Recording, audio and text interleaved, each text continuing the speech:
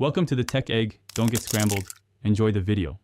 In this video, I will show how to make steak garlic butter.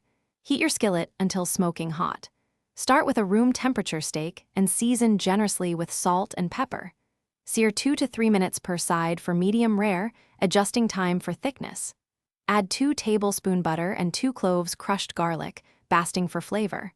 Rest the steak 5 to 10 minutes before slicing and serving to keep it juicy. Seasoning is simple but crucial for great steak. Salt early if you can, or right before the pan if you're short on time. Use freshly cracked pepper to build a rich crust during searing.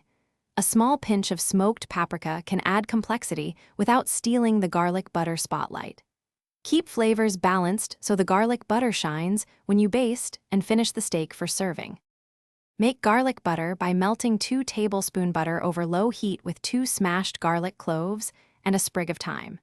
Spoon the infused butter over the steak while it finishes cooking to build flavor and gloss. Baste for 1 to 2 minutes, tilting the pan and using a spoon to coat the steak evenly. Remove whole garlic pieces if you want a silky sauce, then let the steak rest before slicing.